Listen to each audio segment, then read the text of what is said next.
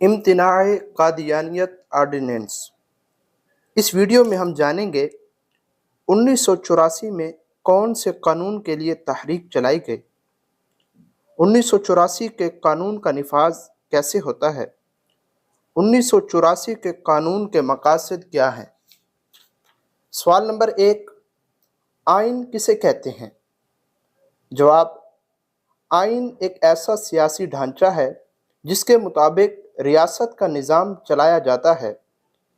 سوال نمبر 2، قانون کسے کہتے ہیں؟ جواب، کسی بھی ملک یا ادارے کے آئین کو نافذ کرنے کے لیے جو اصول بنائے جاتے ہیں ان کو قانون کہتے ہیں۔ سوال نمبر 3، قوانین کیوں بنائے جاتے ہیں؟ جواب، قوانین بنانے کے بہت سے مقاصد ہوتے ہیں، ان میں سے ملکی یا انتظامی معاملات کو احسن طریقے سے چلانا بھی ایک وجہ ہے۔ سوال نمبر 4، قوانین کون بناتا ہے؟ دونوں ایوان یعنی پارلیمنٹ اور سینٹ مل کر قانون بناتے ہیں۔ سوال نمبر 5، قوانین کس کی مرضی سے بنائے جاتے ہیں؟ جواب، قوانین کسی کی مرضی سے نہیں بلکہ حالات اور ضرورت کو مد نظر رکھتے ہوئے بنائے جاتے ہیں۔ سوال نمبر 6، پارلیمنٹ قوانین کیسے بناتی ہے؟ جواب، پارلیمنٹ میں کسی بھی ممبر کی طرف سے کوئی نیا قانون بنانے کے لیے بل پیش ہوتا ہے، پھر اس بل پر تمام ممبرز اپنی اپنی آراء پیش کرتے ہیں۔ اس کے بعد اسپیکر اس پر پولنگ کرواتا ہے۔ اگر اکثریت کا ووٹ بل کے حق میں ہو تو اسپیکر بل کے قانون کو بنانے کا فیصلہ دیتا ہے، اور اگر اکثریت کا ووٹ مخالف ہو تو اسپیکر بل کو رد کر دیتا ہے۔ سوال نمبر 7، سینٹ قوانین بنانے میں کیا کردار ادا کرتا ہے؟ جواب، پارلیمنٹ اگر کسی اصولی ضابطے کو قانونی شکل دینا چاہتی ہے تو وہاں سے پاس کر کے سینٹ میں پیش کر دیتی ہے، پھر سینٹ میں اس پر بحث ہوتی ہے۔ اگر سینٹ بل پاس ہو جائے تو وہ بل قانون کا حصہ بن جاتا ہے۔ سوال نمبر 8، بنائے گئے قوانین کے حوالے سے عدلیہ کیا کردار ادا کرتی ہے؟ جواب، ملک میں موجود تمام قوانین کی تشریح اور وضاحت کرنا عدلیہ کا کام ہے۔ سوال نمبر 9، ملک کے آئین کا حصہ بننے والے قوانین کے حوالے سے پولیس کیا کردار ادا کرتی ہے؟ جواب، ملک میں موجود قوانین پر پولیس عمل درآمد کرواتی ہے اور ان قوانین کی خلاف ورزی کرنے والوں کے خلاف ایکشن لیتی ہے۔ سوال نمبر 10، 26 اپریل 1984 کو کون سا قانون ملک کے آئین کا حصہ بنا؟ جواب، 26 اپریل 1984 میں امتناع قادیانیت آرڈیننس B-298 اور C-298 صدر پاکستان نے جاری کیا، جو بعد میں باقاعدہ صدارتی آرڈیننس اور قانون کا حصہ بن گیا۔ سوال نمبر 11، امتناع قادیانیت آرڈیننس کیا ہے؟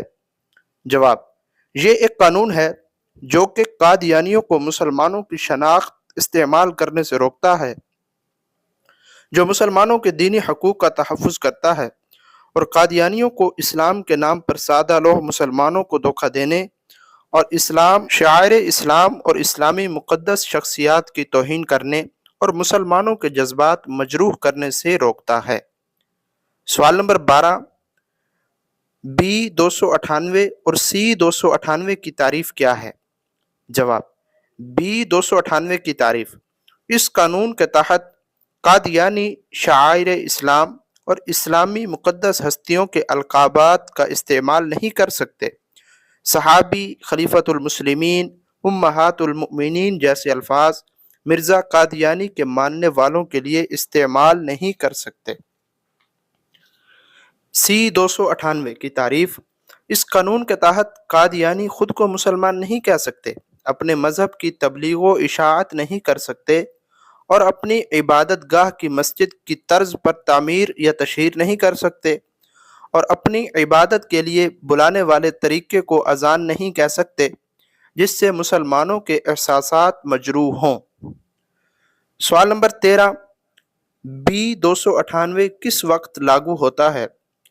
جواب، اگر کوئی قادیانی مرزا قادیانی کے ہاتھ پر بیعت کر کے قادیانی ہونے والوں کو صحابی کہے، مرزا قادیانی کی بیوی کو ام المؤمنین کہے، مرزا قادیانی کی بیٹی کو سیدۃ النساء کہے، مرزا قادیانی کے جانشینوں کو خلیفۃ المسلمین امیر المؤمنین کہے، یا ان لوگوں کے لیے رضی اللہ عنہ یا رضی اللہ عنہم جیسے الفاظ استعمال کرے، یا مرزا قادیانی یا اس کے جانشینوں کے لیے صلاۃ و سلام کے الفاظ استعمال کرے، تب یہ قانون لاگو ہوتا ہے۔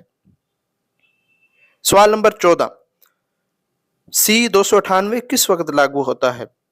جواب، اگر قادیانی اپنے کفریہ عقائد کی تبلیغ کریں، اپنے کفریہ عقائد پر مبنی لٹریچر تقسیم کرے، خود کو مسلمان ظاہر کرے، اذان دے، اپنے عبادت گاہ کو مسجد کہے یا مسجد کی طرز پہ بنائے، تب یہ قانون لاگو ہوتا ہے۔ سوال نمبر 15، ان قوانین کو مقصد کیا تھا؟ جواب، یہ قوانین اس لیے بنائے گئے تاکہ قادیانی اسلامی شعائر کا استعمال کر کے مسلمانوں کو گمراہ نہ کر سکیں۔